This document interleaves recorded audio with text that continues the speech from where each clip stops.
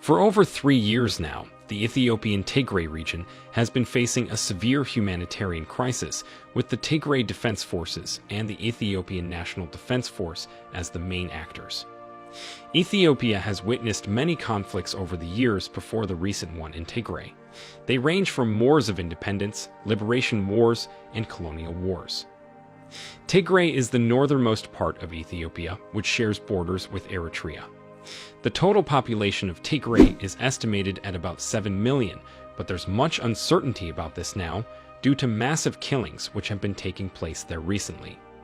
Tigray holds about 6% of Ethiopia's population and is a very influential region in the country's political sphere. Here is what you should know about the crisis in Tigray. On November 3, 2020, military forces of this region staged an attack against invasion from the Federal Defense Forces of Ethiopia.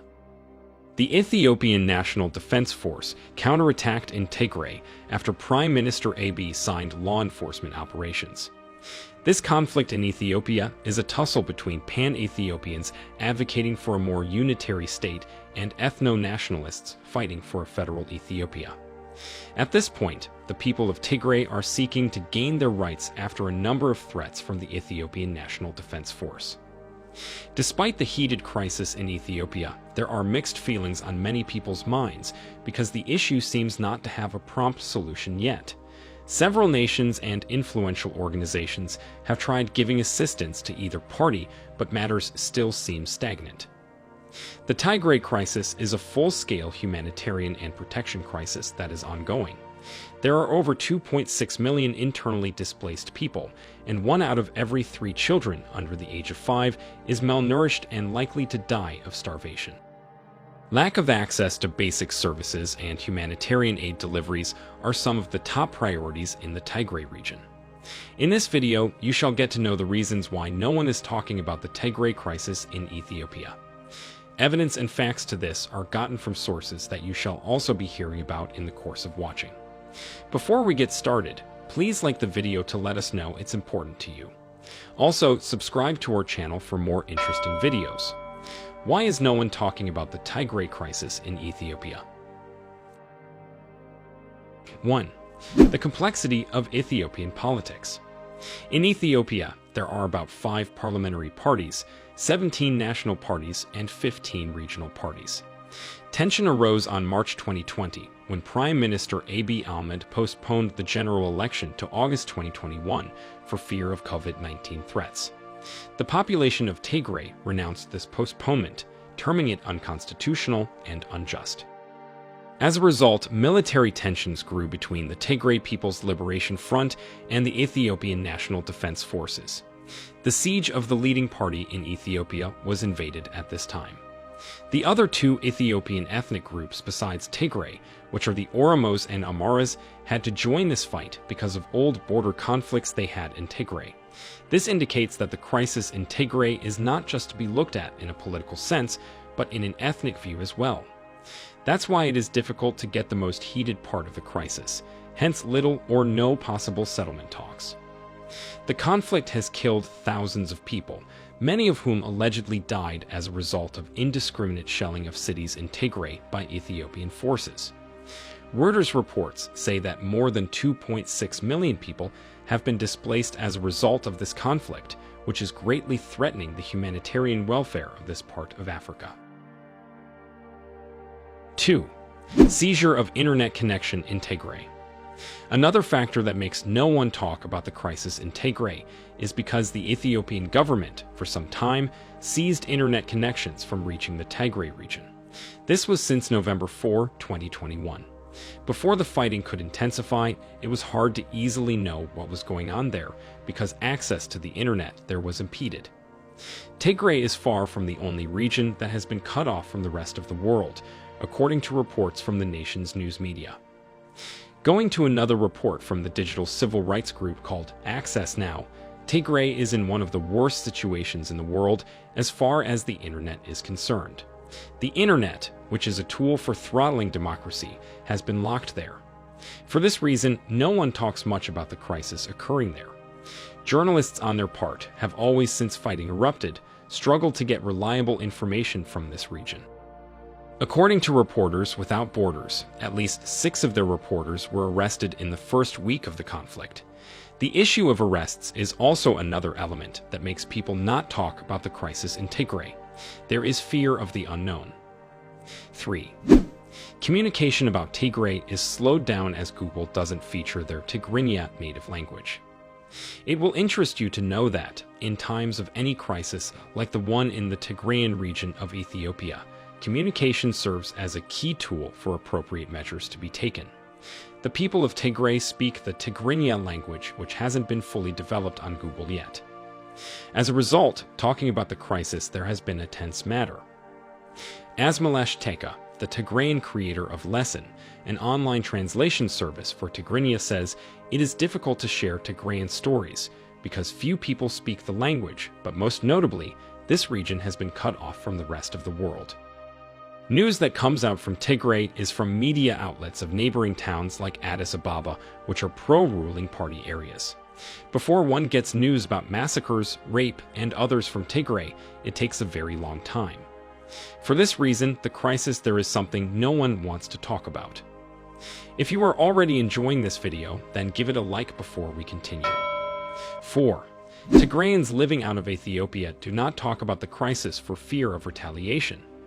To add to what you have already watched, there are some people from Tigray who live out of Ethiopia, just like is the case with people from any other country. They speak foreign languages fluently, but are reluctant to voice out issues concerning the crisis back in their homeland. Several investigations have been made, and in response, many of them say they even avoid entering Ethiopian restaurants because of the potential danger of being recognized. The genocide isn't just taking place in a particular geographical zone, but could occur anywhere, they say. Some activists from the Tigray zone, like Miza Jibramidin, who lives in the Democratic Republic of Congo, says that she has received threats severally online and in real life. These tactics of intimidation make it difficult and harder for Tigrayans to tell the world about the atrocities happening in their homeland. One of such records of saddening stories we got is the massacre of about 800 civilians in a town called Askum on November 2020, which made headlines for over a long period of time. Another striking event that took place in Tigray that no one seemed to talk about was the massive killing of civilians on December 2020 in the towns of Adigrat, Hater Selam, and Humra. At least 10,000 people lost their lives there. In addition, rape became very rampant, with girls as young as 8 and women as old as 70 raped, often in front of their families.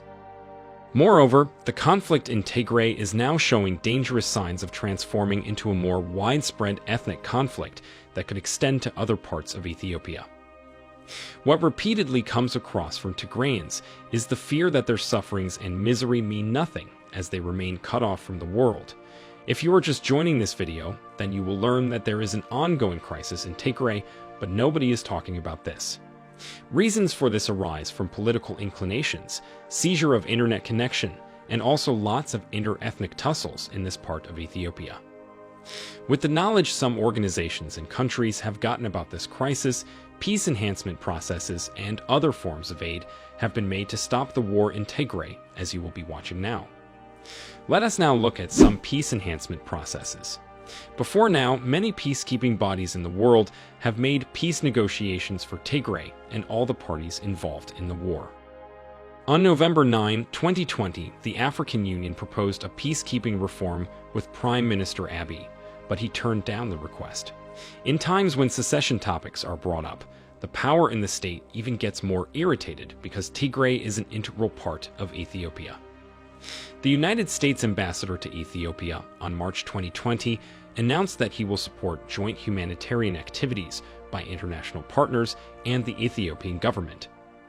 In 2021, the Sudanese government opted to act as a peace mediator in supporting a peace deal, but its efforts were rejected by the Ethiopian government.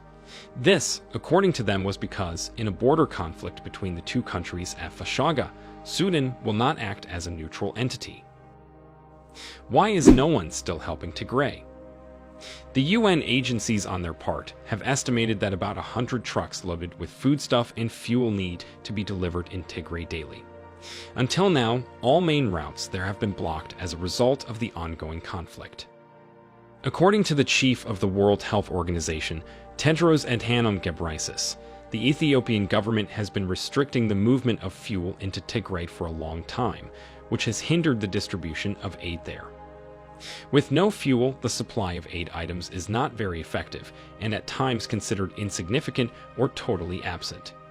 Here are some reactions made by the Ethiopian government regarding this crisis.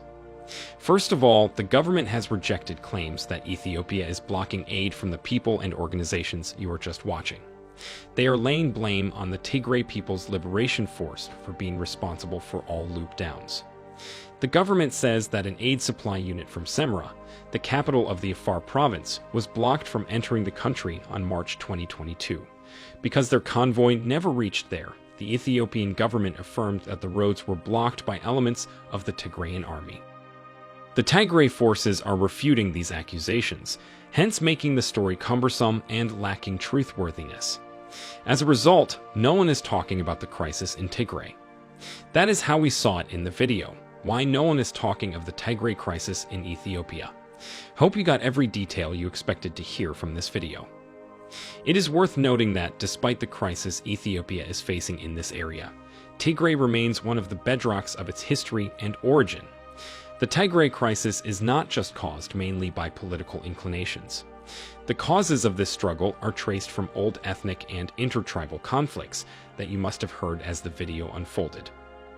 For this reason, it is challenging to know exactly which of these causes is predominant, so that appropriate measures can be taken to solve the crisis.